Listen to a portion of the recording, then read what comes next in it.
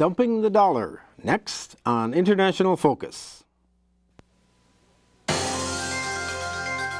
Institute of World Affairs at UWM and Milwaukee Public Television present International Focus, a global magazine linking Wisconsin and the world.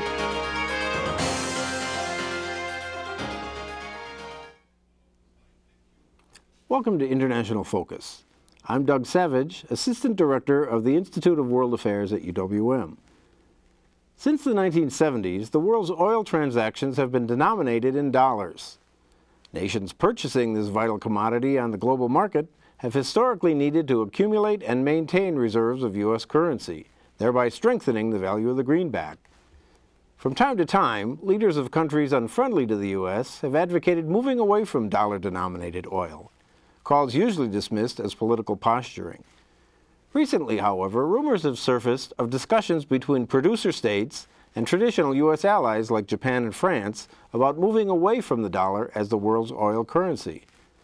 To help us explore the implications of dumping the dollar, we're joined by Mohsen Bahmani, Professor of Economics and Director of the Center for Research on International Economics at UWM.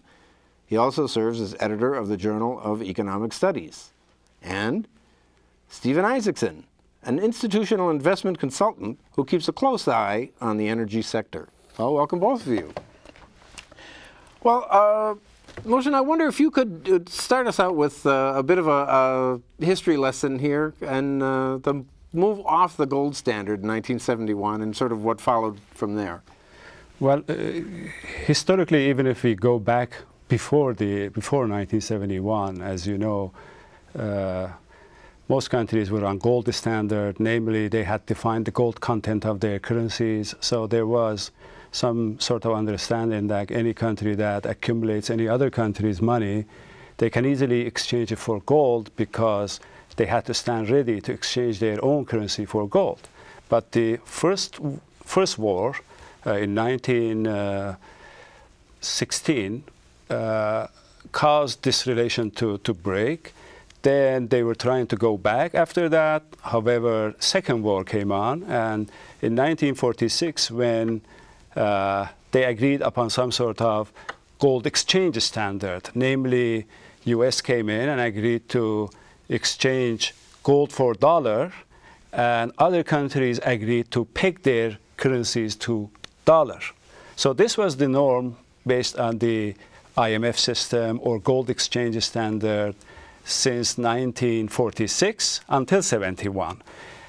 What happened because of Vietnam War, inflation hit the US, and there were so many, we had to finance the war, and there were so many unwanted dollars circulating in the world, mostly held by the Germans and Japanese. So once they accumulated so much unwanted dollars, they began losing their confidence. And they tried to test the water by trying to convert those unwanted dollars for gold from the US. And Nixon administration at the time realized that if they do that, they will really run out of gold. So they refused, or they rejected, so-called, they closed the gold windows. And that's when those countries said, all right, if you cannot exchange our dollars for gold, we are going to just dump it in the foreign exchange market and exchange it for other currencies. That's when the system of sort of fixed rates that prevailed from 46 till 71 broke, and countries decided to float their currencies, and everybody decided to go on their own. Another thing that happened during this period, up until 46, UK was said to be the world banker or the world financial market, and British pound used to serve as world reserves or well-known world currency. Since then, since US agreed to back the dollar by gold, then US, New York became the world financial center, dollar became reserve currency or world currency, and so on. Since 71, every country is on its own. They float, and of course, some countries try to manage. So most exchange rates or value of currencies since 71 has been moving up and down based on market forces, expectation, and so on and so forth. To give you an example, in say early 80s, when Paul Volcker was in charge of Federal Reserve, we had double-digit inflation. So to fight the inflation, he had to jack up the interest rates. Therefore, we had double-digit interest rates. When interest rates are high, rest of the world try to invest in the US by putting their money in the US. But what do they have to do first? First, they have to purchase the dollar. So from AD till mid-85, that will be summer 85, dollar steadily moved up on the average by 50% against other currencies. So that in summer 85, almost $1 was exchanging for 1 British pound. But when dollar moves up, it hurts our international competitiveness. Dollar becomes expensive, so does all other goods that we export. Mm-hmm. That's when Reagan administration realized that, you know, it's hurting our export market. So the US, along with other 4 largest central banks, they engage in some sort of agreement, Plaza Accord, to intervene in the market to push the value of the dollar down, which worked since summer 85. And we've never been back to that level. Now today, again, dollar moves up and down against the pound, against the euro, against Japanese yen. But some of the rates that we used to have in the past, you know, we don't have it. For example, when they broke the system in 71, 330 Japanese yen used to be by $1. Today, it's a little over 100 or 120. The same for some other currencies, excluding so-called exotic currencies, like Turkish lira, you know. Well, and Steve, during this period, right after we closed the gold window in 73, it was certainly an interesting time for the oil industry. We saw the quadrupling of prices, and so how did that affect you know, the need to accumulate dollars for people who needed to purchase oil on the global market? Well, that's the way oil is purchased. I think most precious commodities are purchased in dollars, so you have people having to acquire them, you know, to have that currency. That's why they call it the reserve currency. I think what the large concern is probably from the oil embargo till now, and certainly was pointed out to us with the price of oil going up well over $100 a barrel last year, that oil is a precious commodity. And from a market standpoint, obviously the price of oil goes up, the cost of purchasing oil goes up for us. It does not help our economy, does not help the economies of the other developed nations. And I think that the big crisis, if there is such a thing right now, is that because the central governments are having to hold dollars to buy oil, with a weakening dollar, it's devaluing their holdings, and I think that is causing some nervousness out there, and hence all this discussion about moving off of the dollar as the reserve currency. Personally, I think that that's a long way off, and I'm not sure that it's in this nation's interest presently to let that happen, but that's where markets and political rhetoric come together, and you have to sort it out. Well, and you know, what does the requirement to hold dollars really do for our currency? I mean, it's you know, if you have to accumulate and buy oil in dollars, there's a tendency to accumulate and use dollars to make other purchases, isn't there? Of course. I mean, say oil-producing countries, members of OPEC, who sell the oil and accumulate the dollar, they also have their own dollar accounts, you know, for rainy days. They have reserve account for rainy days, and you know, the change in the value of the dollar against other currencies, you know, it's not going to have that much of an impact on what they do with their dollar, you know, holdings. So let's say if they want to import cars from the U.S., cars are quoted in dollars. They have the dollar, and actually exchange rate of their currency against dollar doesn't come to picture at all.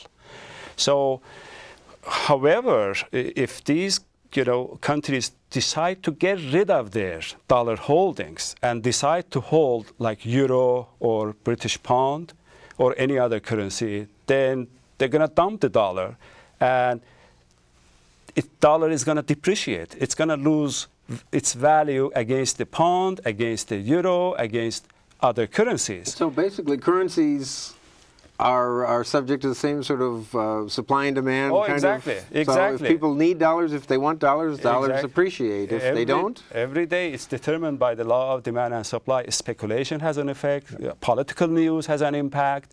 The daily movement in the value of the dollar, from morning to evening, from today to tomorrow, doesn't have much to do with economics. It's just speculation and the news. Just like people buy and sell stocks, to make some money today, tomorrow, or in an hour.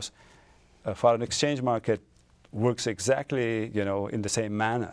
So what is the benefit that accrues to a country if their currency is the reserve currency for the world?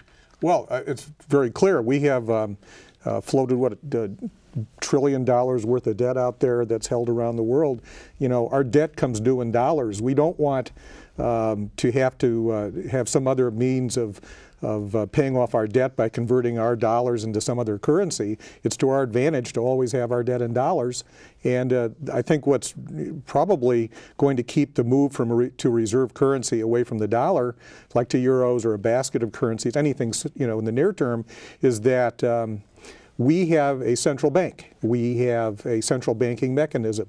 It is very easy to convert into treasury debt or out of treasury debt with the click of a mouse because we are so big and so liquid. If you take a look at the euro, it is showing to be a store of value, but there are, 27 27 different treasuries in Europe. There's one central bank, but they don't have the power that our central bank does in terms of providing liquidity. And I think that anybody that's a trader would have to look at that and say, if I want to get out, I want to get out now, and not have to worry about how do I get rid of this. Liquidity has always been the major problem, and especially when you have fear and greed at work. If an international incident happens where perhaps the North Koreans move a couple of divisions up on the South Korean border, then there's a sudden flight to quality. Everybody wants to be invested in U.S. Treasuries because we are the biggest, strongest, best military, safest place to put your money. And I think that that's where fear and greed come into contact with each other, and that always then dictates supply and demand. I will add to that in support of Steve's point that as long as U.S. economy is progressing, productivity is increasing, then dollar will still lead the world. Even if they decide to dump the dollar now, perhaps it's the best time to do it. It will work for our advantage. Namely, we have a recession here. We have 9.8% unemployment. We're trying to stimulate this economy by increasing government spending or the tax cut, Obama's stimulus packages. But the question is, how about our exports? Lower dollar will do the job, and it will help immensely. Well, we're going to take a short break, but when we come back, I'd like to talk a little bit about what the motivation among some other nations might be for moving off the dollar. To our viewers, we'll be right back on International Focus. The Institute of World Affairs presents our community with a range of public programs relating to global issues, U.S. foreign policy, and the world economy. For more information about the Institute of World Affairs, call 414-229-3220 or visit our website at www.iwa.uwm.edu.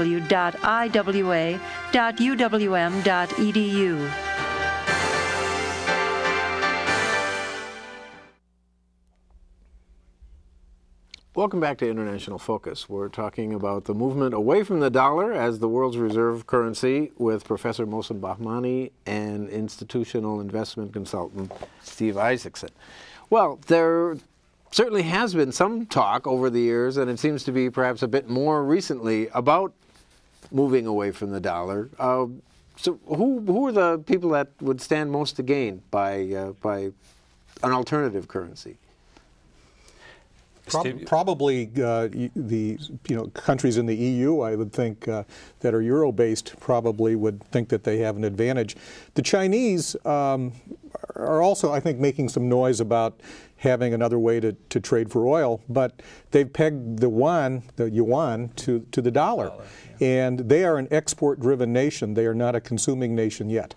And they have to stay competitive. And if the dollar is low, it benefits them as a trading force in Asia. And they're also, if not our major trading partner, right there. And that flow of capital is very important. I think also, tell me if I'm wrong, the yuan is not freely convertible into other currencies.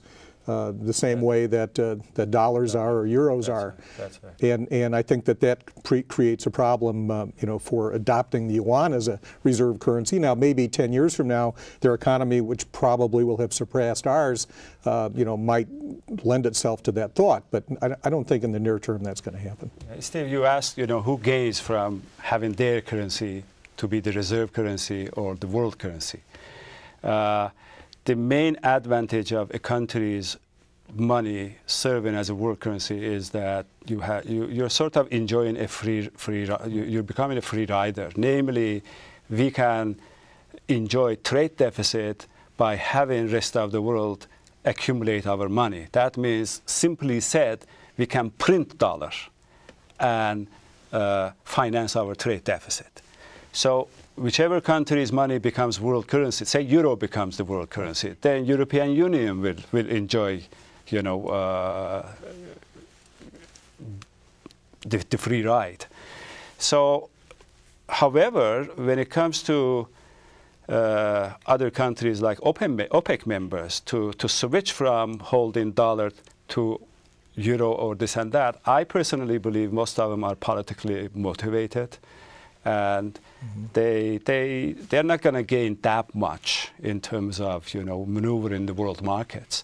As long as U.S. economy is stronger, they have a confidence that one day, if they want to buy goods and services from the United States, it's a open economy, then they can do that. However, currency of, let's say, China, cannot lead the world, even if they may be becoming a world economic power, but the Chinese yuan cannot serve as a world currency because these countries will say, what can we buy from China? Well, the other question is, China is still a closely controlled country, exactly. And we don't know about the transparency of their financial system. I'm sort of chagrined by all of the interest in Chinese stocks that trade on the stock exchange, and this one's reporting and that one's reporting, and they trade wildly. And the question is, well, what do you really know about the information that you're being provided with? So China is not transparent. The question that I have when you go back to the euro is you have 27 countries in the Eurozone, but what is it, 12 countries that are actually using the euro? Yes. How do you reconcile that to become a world reserve currency? Some of them are so small that they are not really players, especially the East European countries that are member of the euro. They don't have much to say. It's mostly the big countries like Germany, France, Italy, and these are the active members. The point that you mentioned, the second point, or I was going to talk about, is the financial markets. You go to the stock exchange, and most of the companies that are traded are big American firms, especially, say, technology-related or even non-technology-related companies. So who's going to invest in small firms from China, from Taiwan, Thailand, that there is no transparency, as Steve mentioned, and not much information, And the rules and regulations that prevail in the U.S. do not prevail in other countries. So a firm may come out and say, our profit jumped by 30% and may give incentive for the market participants to buy their share. But there is no way you can validate the claim. Well, and let's talk a little bit about where politics enters this equation. The countries historically that have been most vocal about moving off the dollar have been countries that really have not had particularly good relations with the U.S. I mean, we talk about Iran, we talk about Venezuela, we talk about Saddam's Iraq.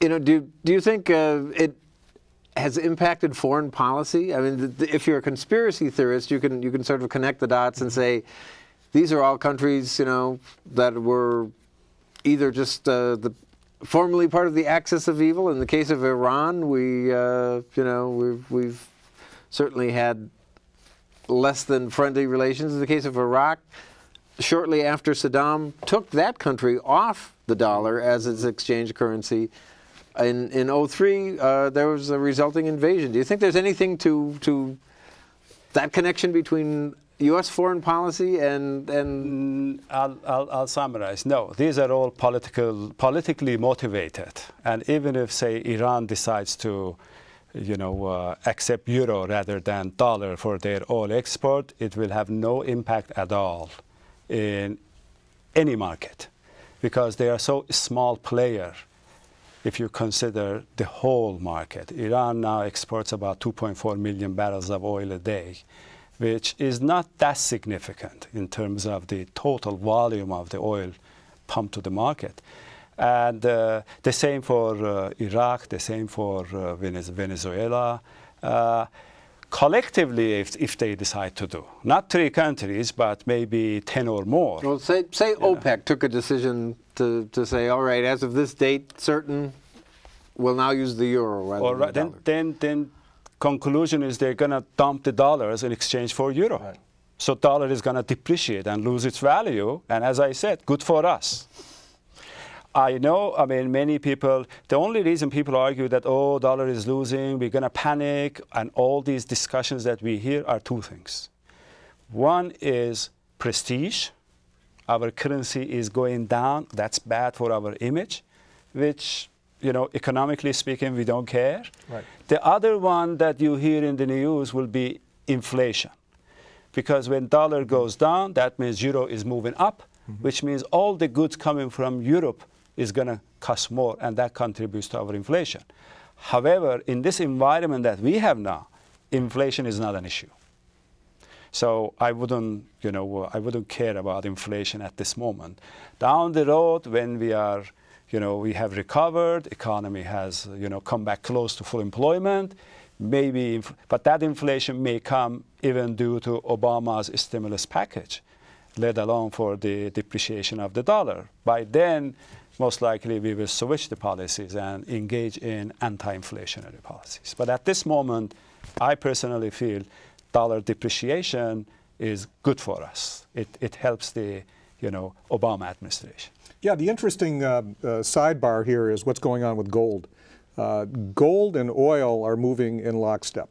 In fact, if you look back historically, I think over the last 50 years, you'll find that gold correlates maybe 80% to oil, or the price of oil. And gold is rising to new levels. One of the things that really I find fascinating is that everywhere you see on television, there are people wanting to trade gold with you. We'll buy your gold, we'll sell you gold. And the question is, well, is gold, you know, a trade? Is gold a bubble? And what is the significance economically of holding gold? Is it something that you want to have in your portfolio to protect you and your family for the rest of your lives? To me, gold is a trade. Gold goes up, gold goes down, and it seems to be quite correlated to oil. So if we are using our politics or our projection of military might, which is political, to position ourselves in places where oil is flowing, example, Iraq, wouldn't that sort of benefit the true value of the dollar to show other nations that oil is very important to us and that we are going to protect our interests? And if you want to trade gold alongside of it, that's your business. I should mention that you know, you look at the price of gold historically in '73 was $35 per ounce. Then the highest value it reached was during the Iranian Revolution in 1979, when there was a fear that U.S. may lose control of Persian Gulf, and most European countries, everybody was dumping all currencies and buying gold, which reached little over $400. once the revolution was settled, you know, it came back even to around, I would say, we never went back to $100, which was the highest before Iranian revolution, but we came down to $250, $300, but now it's over $1,000 an ounce, and there is no war, there is no crisis, nor nothing. So I personally believe people are speculating in the gold market. It's a trade. Very good. It's just a speculation. We'll have to leave it at that. Some rare comforting news. Even if we were to move from the dollar as the world currency, we may come out okay after that. Well, Mohsen Bahmani, Steve Issacson, thank you for joining us. To our viewers, we'll see you next time on International Focus.